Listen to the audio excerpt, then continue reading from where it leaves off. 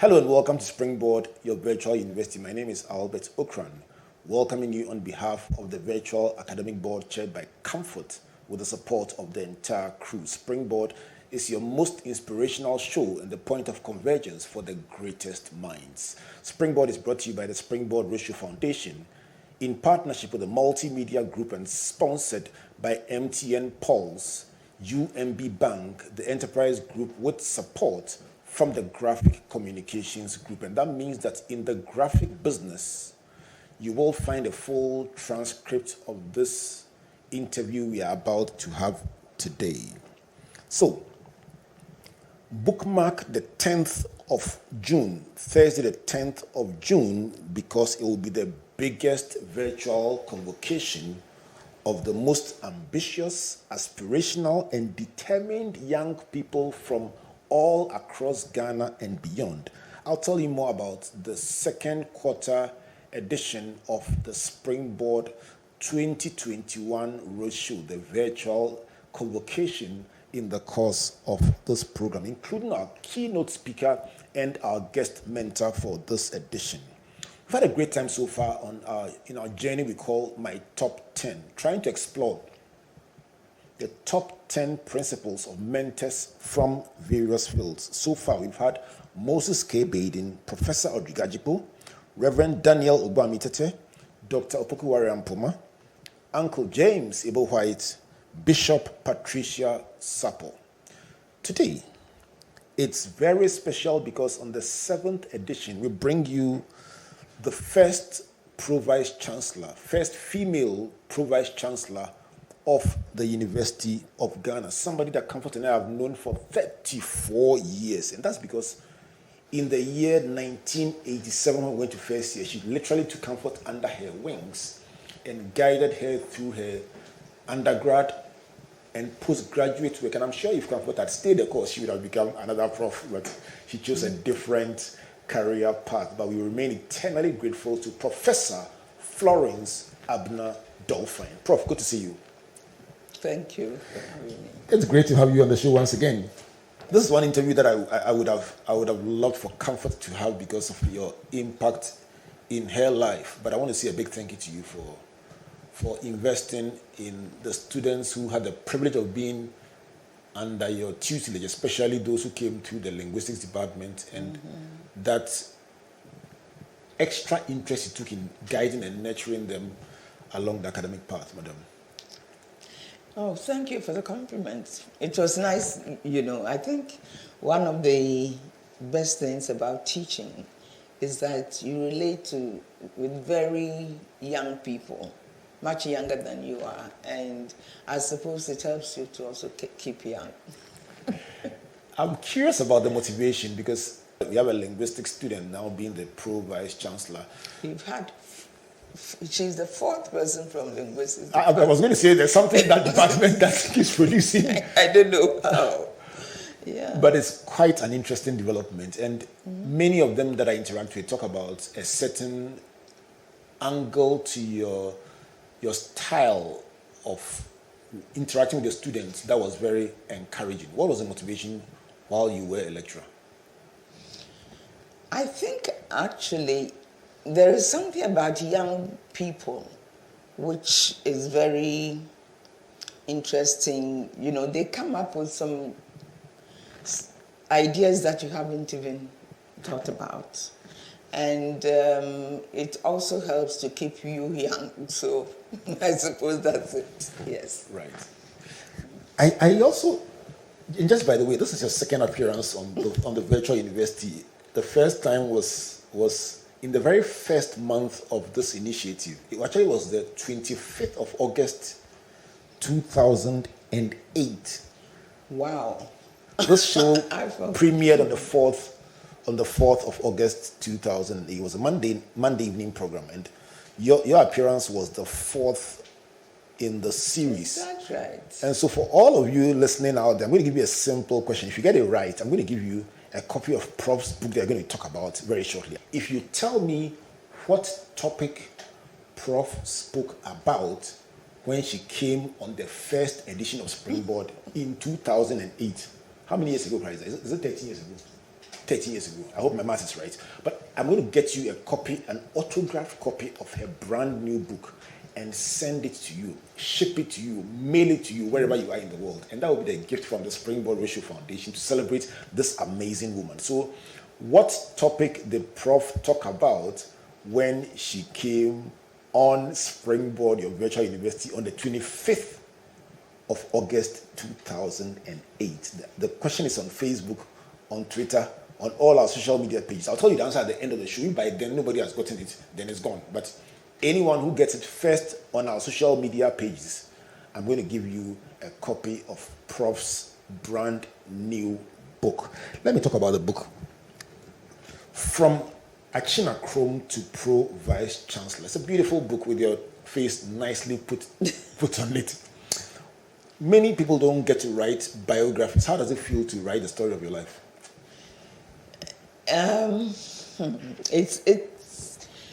It sort of brings back, things that you've done over the years. Some of them very pleasant, some of them maybe not so pleasant, and so on. And I think it was quite an interesting exercise. And for me, at some point, I just decided that I didn't want to be boring, and so I left out some of the things that I did working in Legon and so on. So, yeah, I enjoyed writing it. And the friends who have looked at it said to me that it was worth the effort. Oh, wonderful. Let me try to tease out some of the things I know about you. And I'm sure if I get to read a book, eventually I'm going to ask you even more questions. And I know where to find you. But let me start by asking you about the areas that are of interest to me. And I know that you happen to have been one of the few women who went to Film School. Oh, yeah. And then guess what? Also went to Commonwealth Hall. And I went to Film and I'm a vandal as well. So I need to explore those themes first before we even get into... Okay. Tell me about Film School. Oh, Film was quite an interesting experience. We were the second set of girls who went to Film. What happened? They were for the sixth form, because Wesley girls didn't have a sixth form. Before that, there was a group of students from Wesley girls who did their sixth form at St. Augustine's.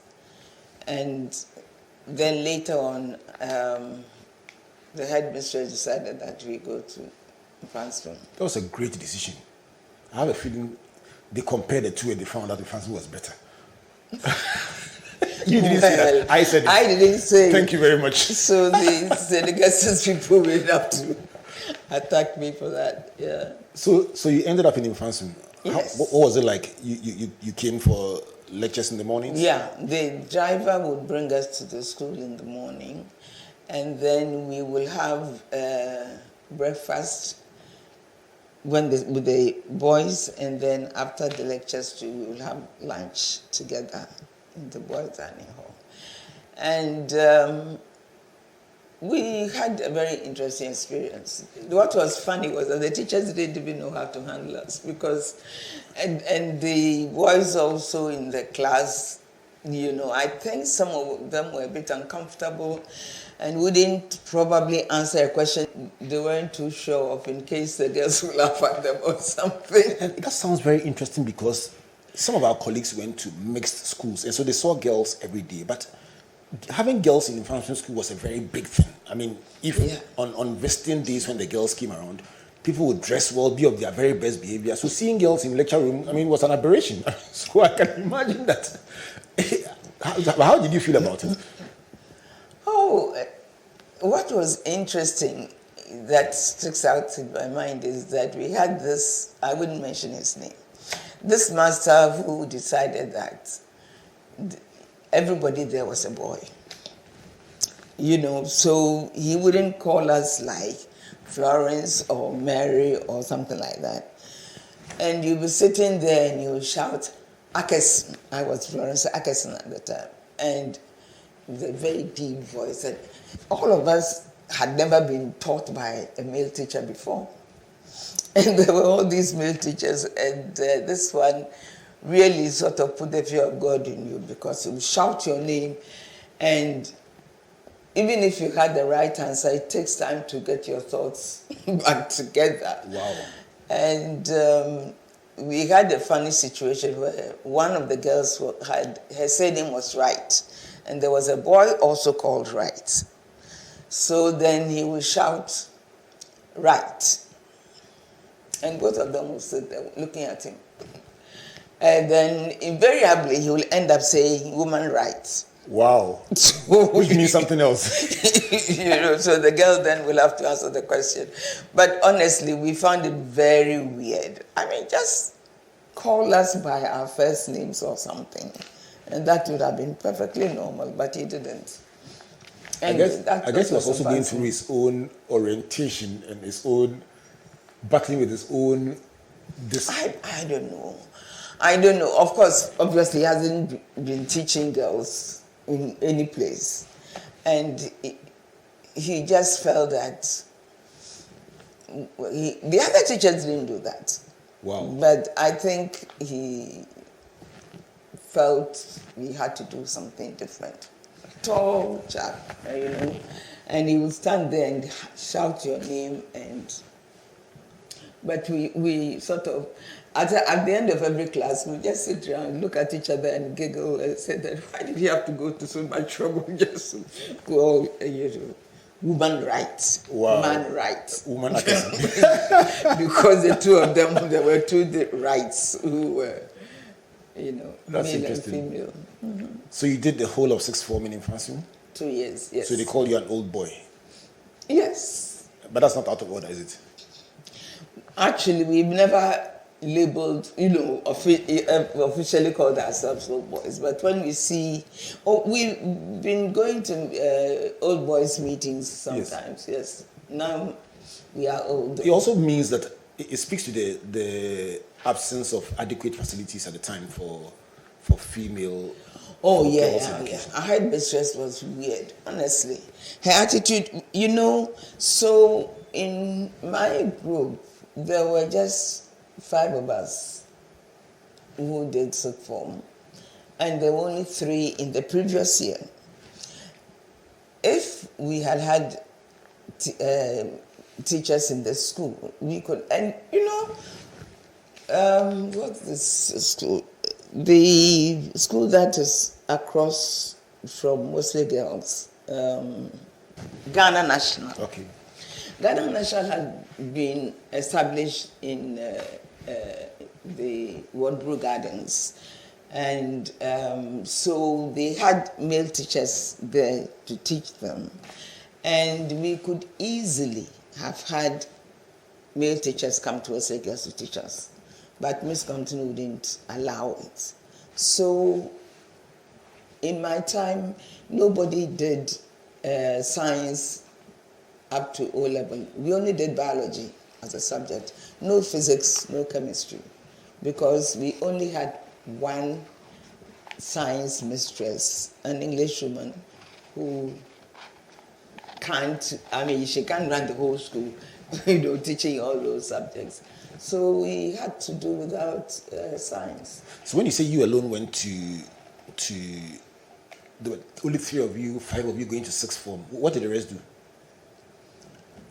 They continued. Most of them went to teacher training, and there were those who went to nursing also. No, it was bad. It was bad those days. And it would have been much simpler if we had teachers come and teach, like physics and chemistry at Wesley Girls. But in my time, we didn't have a male teacher at all. The only male person who was in the school was a school bearer, an elderly gentleman whose daughter was actually in Form 5 at Wesley Girls. And he doubled as our music master when we were preparing for the speech day. Wow. So it tells you something about our headmistress. We've come a long way, I suspect. We have come a long way. Even before the school moved to Kakumdo, somebody like Mrs. Mary Grant, Dr. Mary Grant, Yes. she trained as a doctor because the school in Cape Coast, when it was in Cape Coast, was very close to Mfansman.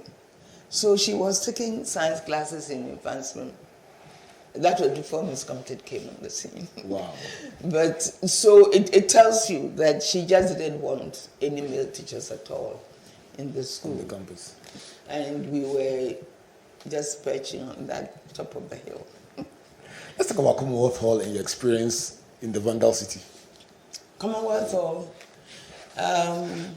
well, we were in one block. The Central Court in Commonwealth Hall has this block which is next to at one end of the chapel. That was exactly where I was. Next to the pond. Yes, that's where all the girls were. And we stayed there for a year. And the following year, Water Hall was ready. So we moved into Water Hall, but the kitchen wasn't organized. So we would go to Commonwealth Hall for our meals.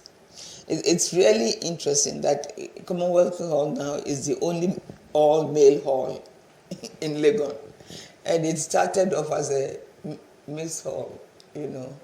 But anyway, we then decided that, you know, climbing all those numerous steps to Commonwealth Hall to go and eat, by the time you get down, the food would have just, you know, dissipated in your system or something. So eventually we were able to arrange for Legon Hall to have us go there for our meals, breakfast, lunch, and dinner. And apparently in British universities, certainly in Oxford and Cambridge, there were some halls that were all male and they wouldn't allow even female lecturers to go and have their meals there. So Commonwealth Hall, Legon Hall had refused to let us go and have our meals there, even though it was within walking distance. So apparently they had to have a special meeting to take a decision that the girls can now come and eat in Legon Hall. So some of these stories sound very, very, very interesting. But give me an idea about how university education was like in your time on campus. Who went to first year? And I'll tell you what, who went to first year? They called it Bangla. They give us every 2 weeks pocket money from the government, and then they give us tea at 10 a.m. And a few other perks that we thought were fantastic. And then everybody was laughing at us and saying that before we came, it was far, far better than this. And we couldn't imagine what they meant by better, because to us it was very nice. I didn't realize that they even continued as, you know, the giving allowances to students after a time. But when we were there, the university was University College of Ghana. That is a college of London University. And so the programs were all straight from London. And we did get allowances. I mean, food was just free. Every meal, lunch and dinner, were always at a minimum 2-course meal. Wow. You know, and I remember one thing, that Christmas dinner was a proper Christmas British dinner. You mean on campus? In the hall, yes. Who had time for Christmas dinner? So they actually flew, of course, there were only a handful of Ghanaian lecturers then at the time. So the British lecturers and the white lecturers, they decided to maintain their own system. And I'm sure they flew in, or maybe they brought turkeys, which were then prepared in the hotels or someplace. But it was ridiculous. I mean, now looking back, I think it's ridiculous, but we were being trained as proper British university students, as it were. With roast turkey and everything. So, every dinner was at least 2-course meal. You have soup, main meal, and then you'll have the dessert. And Christmas time, the stewards will be standing there and they will dish out all these different things and they will dress up properly. You know, it was very formal. And we had to say a prayer. And if you were late, you never came into the dining hall. What did this do for you as a career person? Me? The whole experience, how did it influence your career? It made you realize that, you know, I must say, you see, this was the time when Ghana had become independent not too long ago. And quite a number of the first graduates from Legon, and even in my year group, most of them went into the foreign service. And I think that was part of the idea, to give them the exposure to being, you know, going to very formal dinners and formal occasions, how to comport yourself and so on. And we had to wear our gowns for lectures and for dinner. I'm sure somebody's listening from the University of Ghana or any of the universities and wondering, how come it changed so much over the years? If you just join us, this is the voice of Professor Florence Abner Dolphyne, the first female Pro-Vice Chancellor of the University of Ghana. She's done so much more that we are teasing out tonight as we get to hang out with her on your virtual university. We want to switch to her top 10 at this point because that's why you brought her here. Yeah.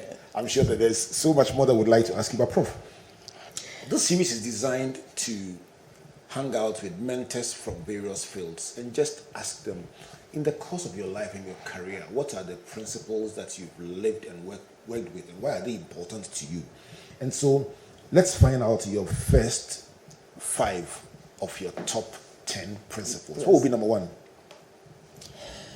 Number 1 is actually that every morning when I get up, I must say a prayer that thanks God for waking me up healthy and everything. My father actually was a Methodist minister, and right from childhood, we would always have a morning prayer session, even before we went to fetch water, you know. And so it's become part of me. Now, I do the prayer myself. I mean, it's not like a family thing. I pray in the morning. And thank God for waking me up and being strong and everything. And also ask for the energy and wisdom to do whatever it is that I have to do during the day. And I think over time, it has become such a basic part of me that it doesn't, you know, I think I get some courage, peace of mind that God is in control for the rest of the day. Right. What will be your principle number 2? My principle number 2 is that you really have to treat people the way you want them to treat you. Wow. If you are nice to people, most people will be nice to you. There are people who probably have their own problems, and so, you know, it affects the way they relate to other people. But I think that it is important that you make sure you don't, personally, when somebody does something that to upset me, when I see the person, I get upset. And I really don't see why I should allow somebody should mess up my day, if you see what I mean. Right. So I try as much as possible to treat people the same way as I want them to treat me. And if somebody is just too difficult, then the best is to ignore. Ignore them. Yes. Yeah. Right. So treat people the way you want them to treat you. Right. What will be number 3? This number 3 is that, you know, you must have faith in God that He is in control of your life. Again, I must say that this is part of the training that we got from my father. And you really don't go messing around with, various things, creating problems when there's no reason for it, and so on. So the thing is that you must have faith that things will work out fine as long as God is in control. From your time as Pro Vice Chancellor and as you went through the ranks, holding various positions in the university, did you find yourself sometimes in crisis situations and using this particular principle, trusting God that you will come out well? Definitely. I mean, there were people who were really unpleasant. And the important thing is that you have to keep a straight head and hope that, if you pray over some issues, because the good Lord will be able to give you the courage to face them. But I remember, there were a few occasions when I had to really just stand firm and deal with people in a way which will make them realize that they can't just take me for granted. Did you find that people sometimes tried? Oh yeah, people, number one, let me just tell you, when those days, we did what they call a forum. And there were 5 of us, 4 men and me. And the university senior members would ask you questions about what they think you should be doing for them when they're young. So we did that, and at the end of which a date was fixed when everybody was going to vote whether which person they wanted. And that particular one was really interesting because I got almost 50% of the votes. Out of 5 candidates? Out of the 5 candidates, yeah. What do you do differently? I don't know. But I remember asking about one of them was really annoyed about it. And I remember we met once on campus and he said, Dolphyne or BaIden. And I said, if you dare call me that again, wow, I will tell my husband to tell you 1 or 2 things, because it happened that he was in Achimota school with my husband too, so I knew that he knew him very well. But that was really nasty. But people can be, there were not many of us women in Legon on the academic staff. Now we've got so many young women and staff. And when I first became a dean of Faculty of Arts, right, and that election, I won by 1 vote, 37-38. And I remember one head of department who was known to be very nasty to the younger lecturers and so on. So I had to go and try and sort of talk to the members of the department and him there and try to let them know that, look, we are not in secondary school. I mean, everybody is teaching their own subject, you are independent and so on, so we should treat everybody with respect.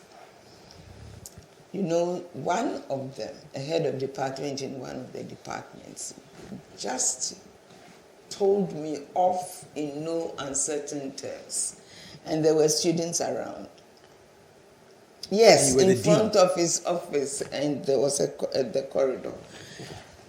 And I really got annoyed. So I went home, got over the shock and everything, and wrote him a letter to tell strongly worded letter, and told me, never dare talk to me like that again. It's a very interesting situation. I mean, I'm saying this because, I think that quite a number of men just resent the fact that they have a woman in a senior position. And I believe women in the public service probably suffer a lot because of that. With the groundbreaking effort that people like you have put in, looking back now at what must have happened a couple of decades ago, or maybe 3 decades ago, would you say that this generation has benefited from the foundations you laid and the sacrifices you made? Maybe, yeah, you may call it benefiting, but the thing is that now there are a lot more women in the university who are on the academic staff, holding all sorts of positions.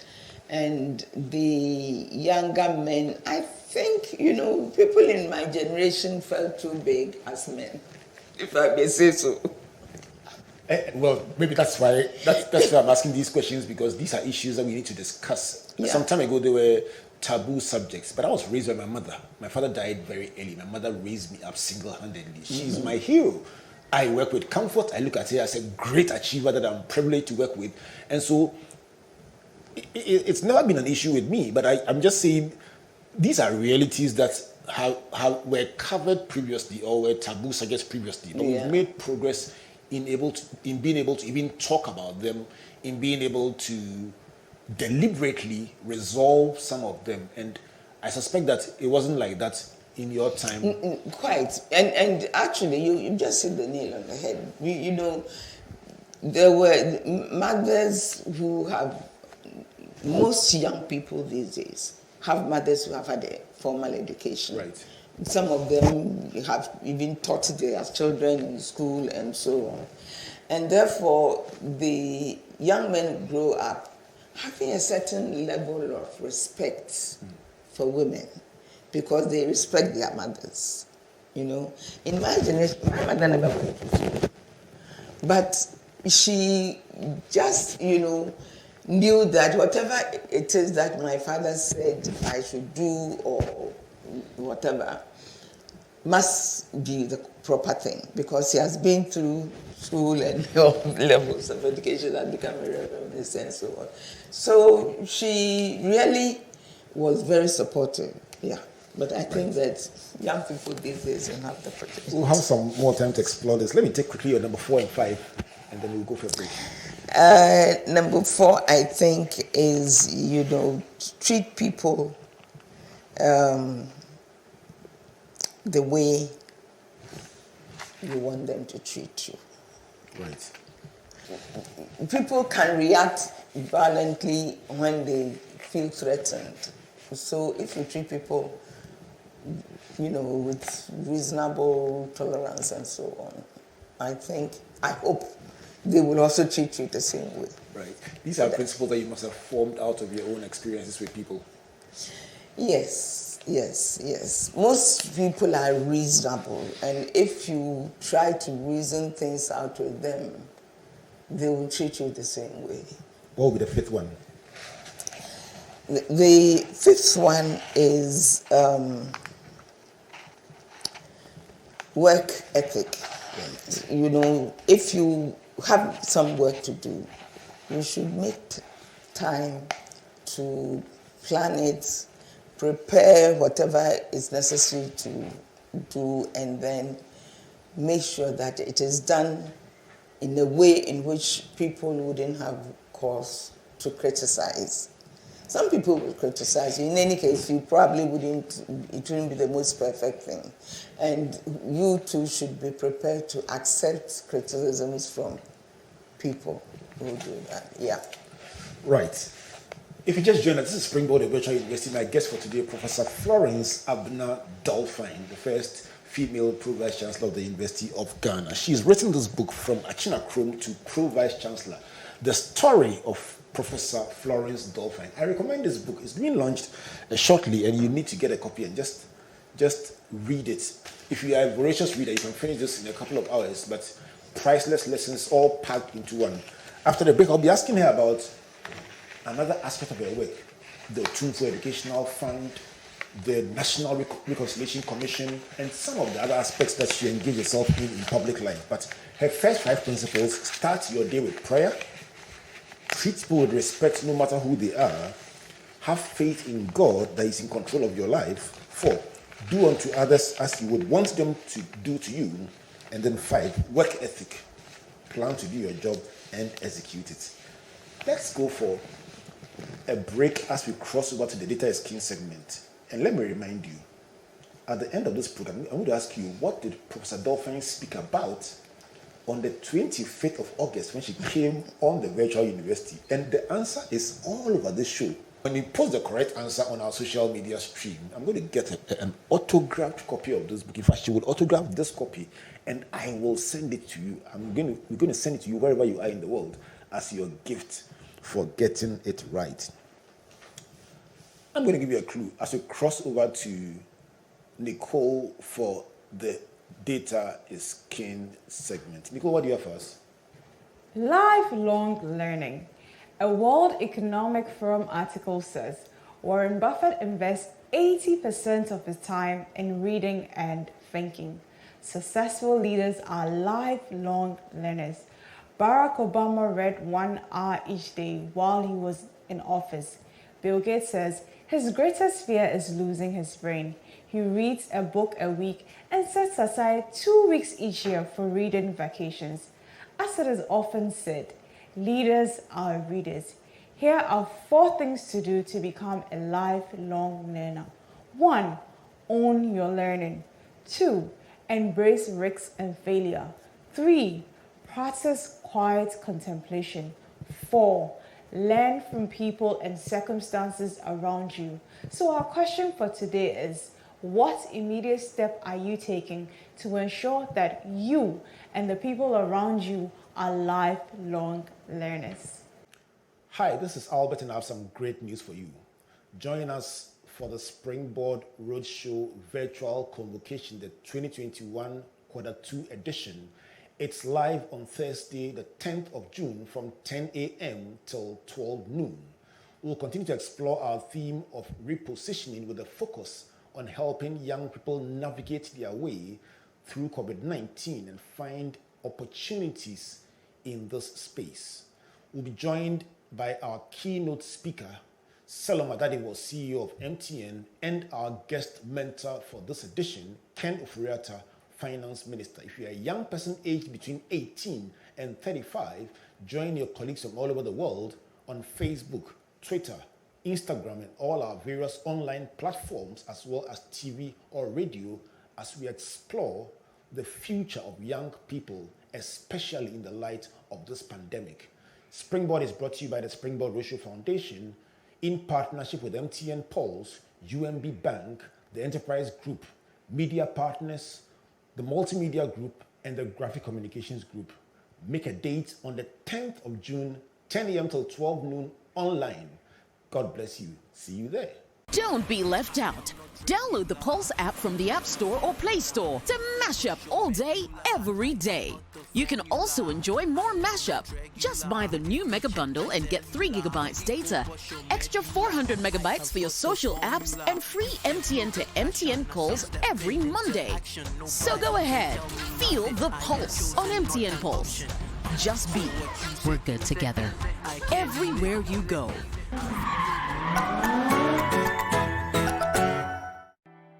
There once was a man who had it all.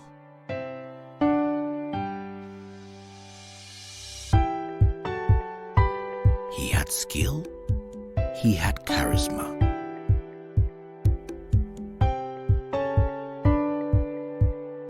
He was loved by all, but above all, he knew the importance of helping others, lifting others up. He knew the importance of giving other people an advantage so that they too would use that advantage to help others. All you need is that advantage that sets you apart from the rest. And when you discover that advantage, life's challenges don't seem so daunting anymore. That's where we come in. Enterprise, your advantage. UMB was established in 1972 as the premier bank for the corporate and private sector in Ghana. From our very beginning, as the only Ghanaian bank serving all categories of businesses, we set a standard for excellence and innovation over the past 45 years. We've built a financially healthy and strong bank, demonstrated our commitment to our customers and to growing businesses, and exhibited originality and innovation at every turn. At UMB, our focus is built around people, service, products and technology. These are the key to our present success and our future triumphs. At UMB, we're poised to make a difference not only with our customers, but also in the banking industry. We invite you to share in our future. Our future starts now with you.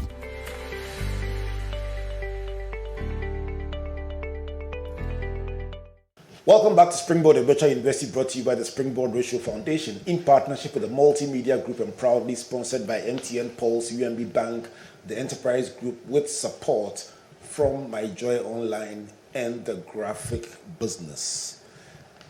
My guest for today, Professor Florence Abna Dolphyne, sharing her top 10 with us. And so far, lesson number 1, start your day with prayer. Number 2, treat people with respect. Number 3, have faith in God. Number 4, do unto others as you would want them to do to you. And number 5 is work ethic. Prof, before the break, Nicole was talking about an interesting subject. And for those of you who have been trying, if by now you don't have it right, there's nothing I can do for you. Because the answer to the question, on the 25th of August 2008, the subject of our conversation on that 4th edition of the Springboard Virtual University was, guess what? Lifelong learning and reading. Okay. That was the topic. So if you got it right on social media, you know that the book is coming to you straight away. But Prof, how relevant is that one in our journey? Lifelong learning. Yes. And reading. The thing is that if you have so many years to live, and if you think that just going to school and finishing school is all that you need, then you have a problem, because there is so much that happens in life to everybody that if you don't learn from them, then you have a problem. Wow. Serious problem, because that's what molds your character, your thinking, your relationship with people, and so on. So I think that, yes, you need, at every stage in your life, it will be impossible not to find something that you hadn't thought about before. Let's focus on reading, something that I know you are very passionate about. How critical is reading in this whole conversation? Reading is just so... Sometimes I wonder, some people are just too busy, too active. And sitting down quietly for an hour, for example, becomes a problem. And they can't sit down and read. But the thing is that there is so much you can learn in a book. Any book even. It may be something that you approve of or something that you don't approve of. And then you realize that the reason why you don't approve of that thing. So next time you will avoid it. But I think that in most schools, well, I don't know now, but in my time, you have rest hour in boarding school.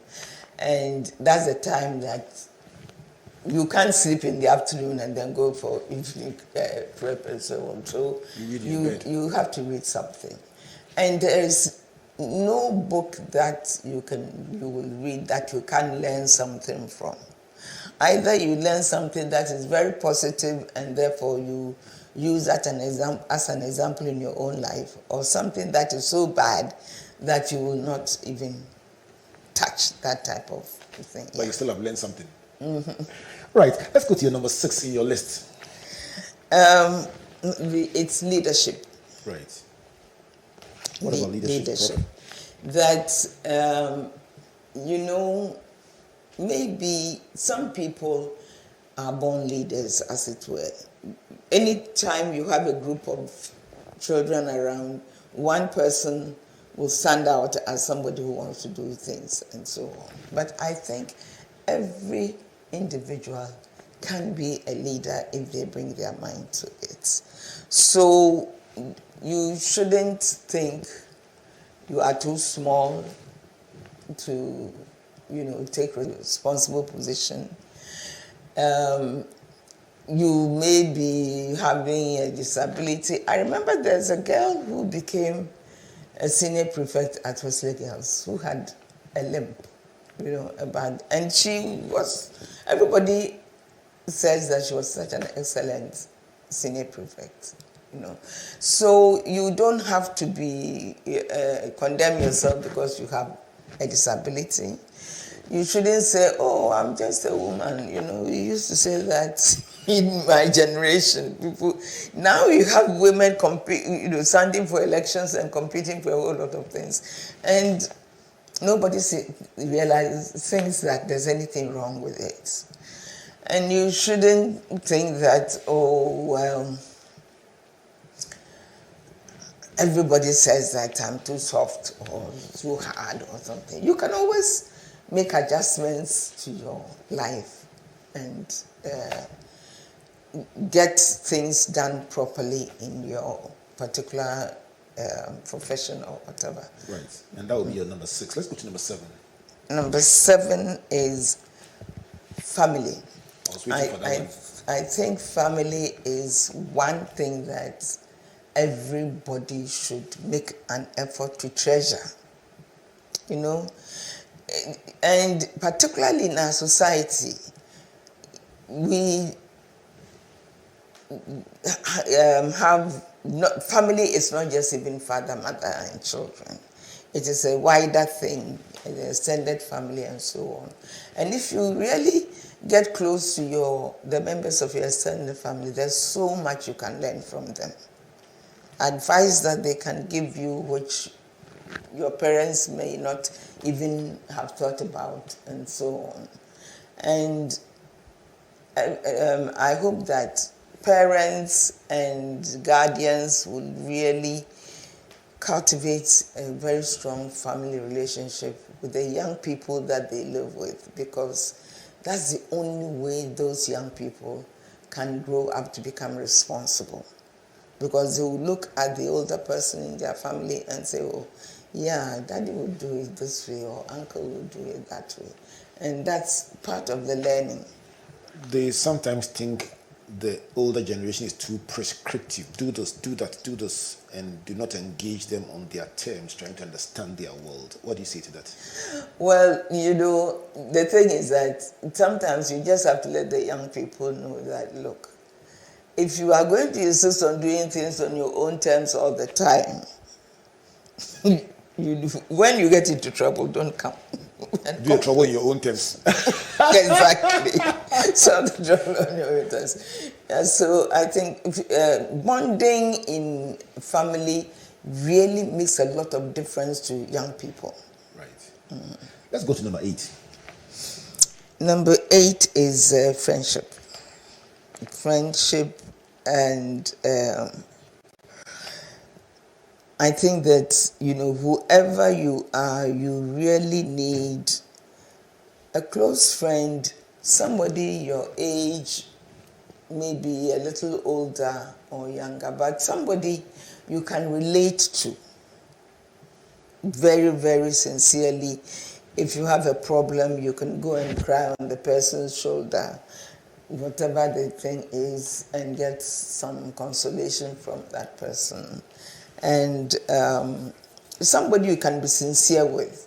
So if you have any issues, you can honestly and truly open up and discuss it with the person. So it's possible that in the public, everybody will see you as that big person, that Pro Vice Chancellor. But when you go to that person's house, you're not Pro Vice Chancellor. You're just Abner. Exactly. And I think actually that comment is so true.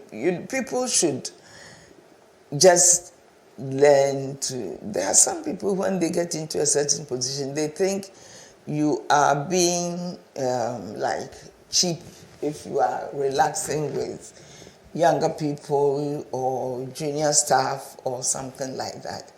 But at the end of the day, you never know how a junior staff can probably get you information that can save your organization. You know, I think people should just stop being what we call a starched coat or something. You know, you are too stiff. Right. I think people should learn to relax. Is your outlook on life influenced by your father, your Methodist minister home upbringing? Did it influence you? He really, you know, he will. I remember my father would hold your hand like that and use his 2 fingers to beat you when you were children. But he will do that and then later on call you and tell you that, you see, I shouldn't have done that to you, but you did this, that's why I did it. And so you know that, look, don't go there anymore. Next time, do the right thing, you know. He was a teacher too. He started off as a teacher before he became a reverend minister. That combination is very nice. Yeah. And I think, you know, having been a teacher for quite some time before, it made a lot of difference to the way he related to us. Let's go to your number 9. Giving excuses, right, and trying to avoid blame, you know. You can come up with all the excuses in the world, but at the bottom line is that maybe if you hadn't done whatever it is that you did for which you are finding excuses, something wrong wouldn't have happened. Somebody wouldn't have got hurt. Somebody wouldn't have got sacked from the job or something like that. I think when you are doing something, even if it's unconscious, that you unconsciously committed an offense, accept responsibility and stop giving excuses. All it means is that you should learn that next time you don't do the same thing again. Wonderful. And the 10th point? Taking responsibility for things. If you have, you are not even in any situation, you have opportunity to take responsibility and show a certain level of leadership by counseling people, by helping people do things the correct way, by even showing how things should be done. And I think that is, you know, we tend to take things for granted a lot, and we always have excuses for things that we should have done right, which we didn't. Right. And I think that one's character can be really defined positively or negatively, depending on whether the person accepts responsibility for what they do and admit it and make effort to change it. You know. It doesn't mean sometimes having the boldness to say, I'm sorry. Exactly. Exactly. It's nice coming from you as a man, because most men don't think that. We repent with sackcloth and ashes. Because, you know, Prof. they think that, okay, so I'm sorry if I've not looked for you enough. I'm sorry if I've not been a good son. I'm sorry if anything. I'm sorry, but I tell you what, Prof.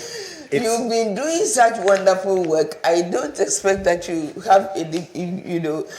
Fortunately, you are working with your wife, so Comfort can't complain, because you two of you work together. But really, there are in a number of homes where fathers will accuse the mothers, look at what your child is doing, because you didn't correct the person. In the meantime, the father spends 90% of his time outside and only 10% at home. You see what I mean? Yeah.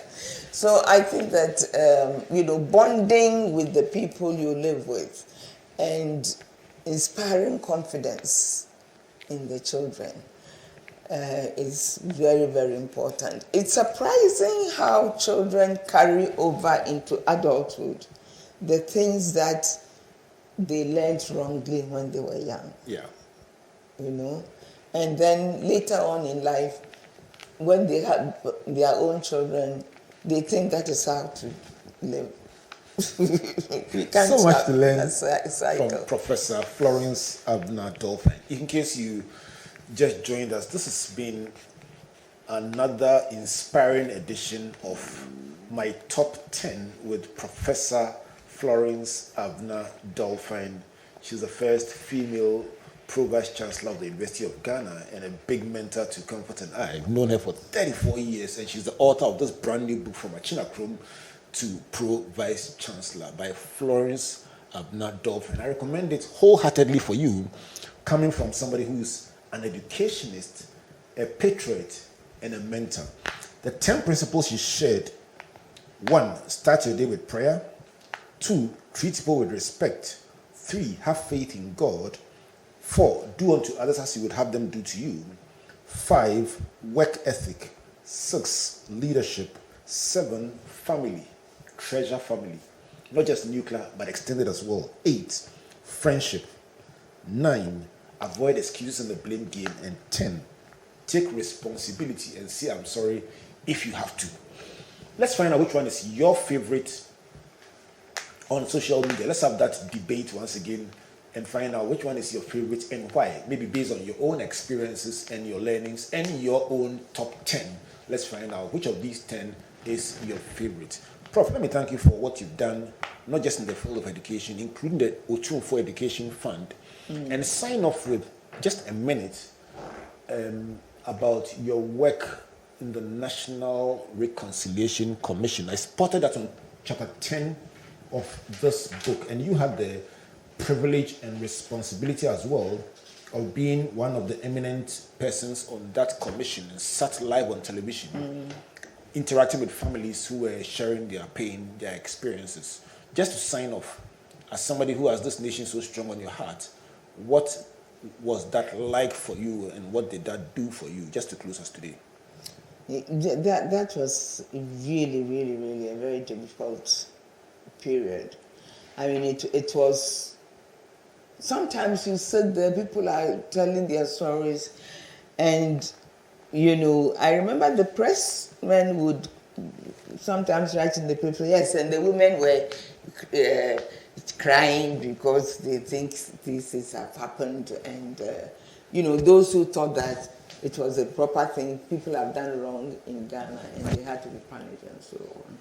And I think that, you know, I only hope that those things won't come back again.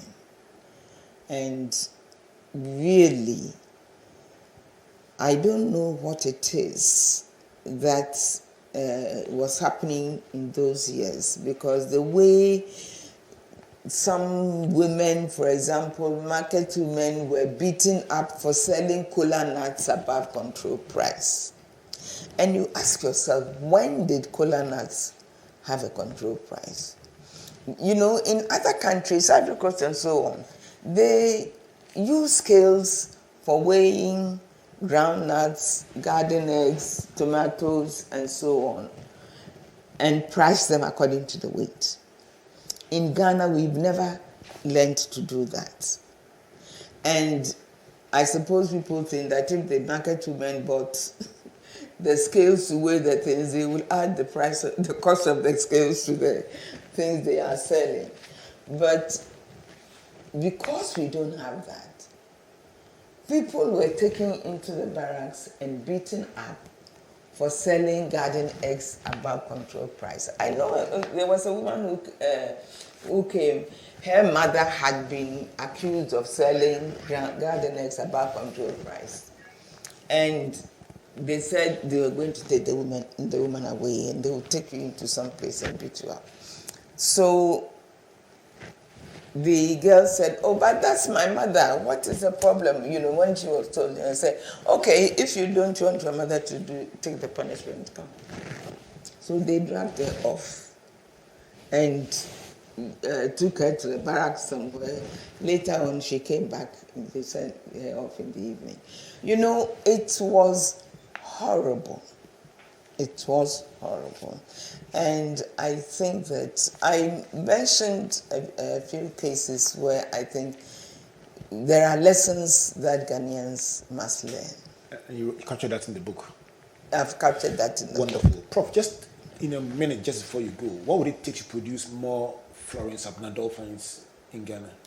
I think that now, it's just beautiful to see young girls. When you see them and ask, what do you want to be? And they start from academic things and end up in boxing and everything. Nothing is, debarring any woman from doing anything like that. And I think we should thank God for that. We want to thank God for the progress we've made and thank people like you who, as they say, broke the glass ceiling and made it possible for young girls to dream and to do big things for God, for country, and for continent, and for the world at large. A big thank you to you, Prof. Dolphyne, for hanging out with us here on your virtual university. Okay. Thank you. Thank you very much for having me. I really have enjoyed the program. Okay. So this has been my Top 10 with Professor Florence Abna Dolphyne. My name is Albert Ocran. A big thank you to MTN, UMB Bank, the Enterprise Group, the Multimedia Group, and the Graphic Business for supporting this broadcast. Till we come your way again next week, on behalf of Springboard Group, God bless you, and God bless you.